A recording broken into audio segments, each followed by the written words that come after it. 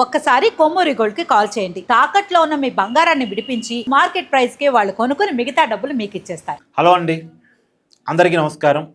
Eluru MP పుట్టా మహేష్ యాదవ్ మీద కుట్ర జరుగుతుందా? అసలు శనివారం రాత్రి పైలట్ రోహిత్ రెడ్డి పాముదిలో జరిగిందేంటి? బయట జరుగుతున్న ప్రచారం ఏంటి? వాస్తవాలేంటి అనేది ఈ వీడియోలో మాట్లాడుకునేటువంటి ప్రయత్నం చేద్దాం. చాలా ప్రశ్నలు వస్తున్నాయి, చాలా అనుమానాలు వస్తున్నాయి. ఆ అనుమానాలు ప్రశ్నలు చెప్పే ముందు మీకు ఒక విషయాన్ని చెప్పాలి. ఇప్పుడు పుట్టా మహేష్ యాదవ్ సంబంధించిన కొన్ని రిపోర్ట్లు వైరల్గా మారాయి సోషల్ మీడియాలో.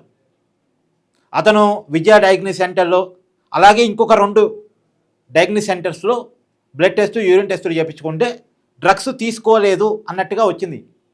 నెగిటివ్ రిపోర్ట్స్ వచ్చినాయి. ఒక్కసారి ఒక వ్యక్తి డ్రగ్స్ తీసుకుంటే 6 నెలలలోపు గుర్తించవచ్చు. ఇప్పుడు తన మీద ఒక అపవాదు పడింది కాబట్టి తనను తాను సచ్యుడిగా నిరూపించుకునే దానికోసం ఆయన బయట టెస్టులు చేయించుకున్నట్టున్నాడు.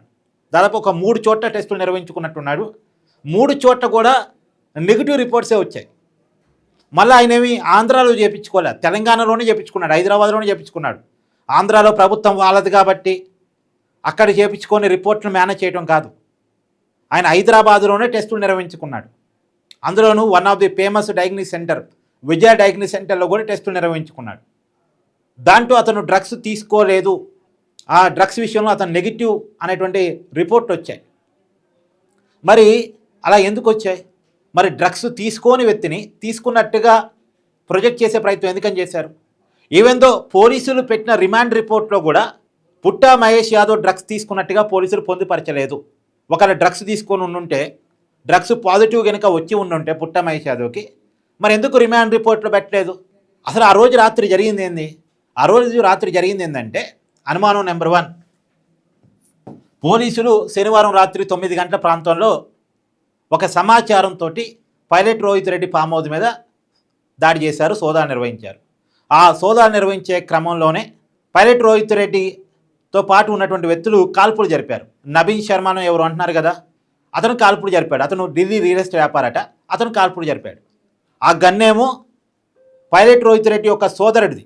ఆ గన్నుతోటి ఇతను కాల్పులు జరిపాడు. ఆ టైంలో నువ్వు కాల్పులు జరుపు, నేను చూసుకుంటా అని పైలట్ రోహిత్ రెడ్డి పెద్ద ఎత్తున మాట్లాడటం పోలీసులకు అనుమానం ఉంది. ఇప్పుడు పైలట్ రోహిత్ రెడ్డి ఆ మాట అన్నాడు, కాల్చు నేను చూసుకుంటా అని చెప్పేసి. 4 రౌండ్ల కాల్పులు జరిగాయి. పోలీసులు టార్గెట్ కానీ కాల్పులు జరిగాయి. ఆ కాల్పుల్లో పోలీసులకి ఏమీ కాలేదు కాబట్టి సరిపోయింది. కానీ ఏమైనా అయ్యి ఉంటే ఏంటి పరిస్థితి? అందుకనే పోలీసులు ఈ కేసుని చాలా సీరియస్గా తీసుకున్నారు. పోలీసుల మీదే గన్ ఫైరింగ్ అనేది పోలీసులు చాలా సీరియస్ తీసుకున్నారు. అందువల్ల ఈ కేసు అసలు పైలట్ రోహిత్ రెడ్డి ఏంటి, అతని కథ ఏంటి, అసలు ఆ ఫామ్ హౌస్లో రెగ్యులర్గా ఏం జరుగుతుంది, అతనుకున్నటువంటి బిజినెస్ వ్యవహారాలు ఏంటి, అతనుకున్న ఈ డ్రగ్స్ వ్యవహారాలు ఏంటి, ఆ లింకులన్నీ ఛేదించడం కోసం, ఈ కేసు సీరియస్నెస్ పెంచడం కోసం పుట్టా మహేష్ యాదవ్ను కూడా ఈ కేసులో ఇరికించారు. అక్కడ ఒక ఎంపీ ఉన్నాడు, ఎంపీ కూడా డ్రగ్స్ పాజిటివ్ అని చెప్తే కేసు సీరియస్నెస్ పెరిగింది కదా. కాబట్టి కేసు సీరియస్నెస్ని పెంచడం కోసం ఆ రోజుకి పుట్టా మహేష్ యాదవ్ కూడా పాజిటివ్ వచ్చింది, అతను కూడా డ్రగ్స్ తీసుకున్నాడు అనేటువంటి సమాచారాన్ని పోలీసులు మొదటిగా వదిలారు అనేటువంటి అనుమానం కలుగుతూ ఉంది. అంటే పైలట్ రోహిత్ రెడ్డిని బుక్ చేయడం కోసం, అతనికి సంబంధించిన చర్చను విరివిగా జరిగేలా చేయడం కోసం పుట్టా మహేష్ యాదవ్ను కూడా బలి చేశారు. అక్కడ ఉన్నాడు కాబట్టి బలైపోయాడు, ఆ డ్రగ్స్ పార్టీలో ఉన్నాడు కాబట్టి అనేది ఒక రకమైనటువంటి చర్చ. ఇంకో రెండో చర్చ ఏంది, ఆ రోజు ఫస్ట్గా యూరిన్ టెస్టులు చేశారు, అతనికి నెగిటివ్ వచ్చింది పుట్టా మహేష్ యాదవ్కి. మళ్ళీ బ్లడ్ టెస్టులు చేశారు, అప్పుడు పాజిటివ్ వచ్చింది. మరి ఒకసారి నెగిటివ్ వచ్చి ఇంకొకసారి పాజిటివ్ వచ్చినప్పుడు మూడో చోట ఎక్కడైనా టెస్ట్ చేయాలి కదా. యూరిన్ టెస్ట్ ఏమో నెగిటివ్ వచ్చింది, బ్లడ్ టెస్ట్ ఏమో పాజిటివ్ వచ్చింది. ఈ బ్లడ్ టెస్ట్ మరొక డయాగ్నోస్ సెంటర్లో చేయాలి కదా, క్రాస్ ఎగ్జామినేషన్ చేయాలి కదా, క్రాస్ చెకింగ్ చేసుకోవాలి కదా. మరి ఎందుకు క్రాస్ చెకింగ్ చేయలేదు అనేటువంటి అనుమానం అనే చర్చ కూడా ఒకటి నడుస్తుంది. సో ఒక్కొక్కటిగా అనుమానాలు. ఒకటి, పైలట్ రోహిత్ రెడ్డి కోసం పుట్టా మహేష్ యాదవ్ని ఇరికిస్తున్నారా? రెండోది, ఒకసారి నెగిటివ్ ఒకసారి పాజిటివ్ వస్తే మళ్ళీ ఎందుకు మూడోసారి క్రాస్ చెక్ చేసుకునే ప్రయత్నం చేయలేదు? మూడోది, అసలు ఎందుకు రిమాండ్ రిపోర్ట్లో పెట్టలేదు? ఎందుకు రిమాండ్ రిపోర్ట్లో పెట్టలేదు? 4, ఇప్పుడు ఎందుకు ప్రైవేటు డయాగ్నోస్ సెంటర్స్లో అతను టెస్టులు చేయించుకుంటే నెగిటివ్ వచ్చింది? అసలు ఆయనకి మందు అలవాటే లేదంటారు. అక్కడ ఏలూరు ప్రజలైతే బలంగా నమ్ముతున్నారు, అతను మందు అలవాటే లేదు, అలాంటి వ్యక్తి డ్రగ్స్ తీసుకోవడం ఏంది అని ఏలూరు ప్రజలు గట్టిగా చెప్తున్నారు. వాళ్ళ ఎంపీకి సపోర్ట్గా నిలబడ్డారు ఏలూరు ప్రజలు, రాజకీయాలకు అతీతంగా చెప్తున్నారు. ఏవేందో కింది స్థాయి వైసీపీ క్యాడర్ కూడా ఆయన మంచోడండి, సౌమ్యుడండి, ఎవరితో గొడవ పడే వ్యక్తి కాదండి అనే చెప్తున్నారు. మరి అలాంటి వ్యక్తి డ్రగ్స్ తీసుకున్నాడనే ఆరోపణ ఎలా? పైగా అతను హార్ట్ సర్జరీ చేసుకున్నాడట.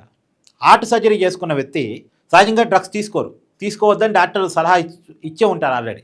హార్ట్ సర్జరీ చేసుకున్న వ్యక్తి వాడే మెడిసిన్ కూడా జాగ్రత్తగా వాడాలి, డాక్టరు సజెషన్స్ మేరకే వాడాలి. ఎలా పడితే అలా ట్యాబ్లెట్ వేసుకోవడానికి కూడా ఉండదు. మద్యం విషయంలో కంట్రోలింగ్ ఉంటుంది.